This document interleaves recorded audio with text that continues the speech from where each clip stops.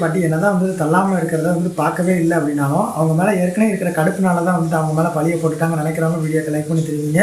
இனி வரக்கூடிய எபிசோடில் வந்துட்டு பார்த்தீங்கன்னா கோபி வந்துட்டு இந்த மாதிரி ஈஸ்வரி பாட்டிக்கிட்ட விஷயத்த சொல்லவும் ஈஸ்வரி பாட்டி என்ன சொல்கிறாங்க அப்படின்னா பாக்கியா கிட்ட வந்து இதை ஷேர் பண்ணிவிட்டு டேரெக்டாக வந்து நம்ம ஹாஸ்பிட்டலே போயிட்டு அவங்க நல்லா இருக்காங்களா இல்லையான்றதை பார்த்துருவோம் அப்படின்ற மாதிரி வந்துட்டு போகிறாங்க.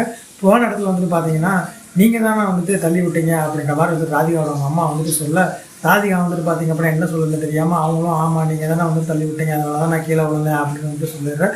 நம்ம ஈஸ்வரி பாட்டி வந்து செம்ம சாக்காயிடுறாங்க. இதனால் நீங்கள் பார்த்துக்கிட்டு சும்மா இருக்கிற அப்படின்ற மாதிரி வந்து கோவிட கேட்க ஆமாம் இப்போ உங்களுக்கு சந்தோஷமா எல்லா விஷயத்துக்குமே நீங்கள் பண்ணிட்டீங்கல்ல இனிமேல் வந்துட்டு உங்களோட குடும்பம் வந்துட்டு பார்த்தீங்கன்னா நல்லாயிருக்கும்.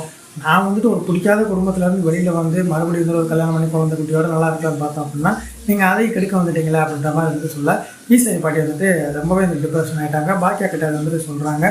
அதுக்கப்புறமா இந்த மாதிரி நடந்துச்சு அப்படின்ற வந்து எதுவுமே வந்து ஷேர் பண்ணிக்கல. பாக்கியா வந்துட்டு சந்தேகப்படுறாங்க. ஏன்னா அழுதுகிட்டே இருக்கிறாங்களே அப்படின்னு சொல்லிட்டு டேரெக்டாக போய் பார்த்துட்டு இருந்தாலும் நல்லாயிருக்கும் அப்படின்ற மாதிரி யோசிக்கிறாங்க. அந்த இடத்துல வந்துட்டு பார்த்தீங்க அப்படின்னா பாக்கியா ரொம்ப தெரிஞ்சு அப்படின்னா அவங்க ஏதாச்சும் ப்ரூஃப் கலெக்ட் பண்ணுற கலெக்ட் பண்ணுறதுக்கு உங்களோட கட்டுக்கிறது வந்தாலும் அழகாக சொல்லி பண்ணிட்டு அடுத்தது ப்ரொமோ அப்டேட் இருந்துச்சு.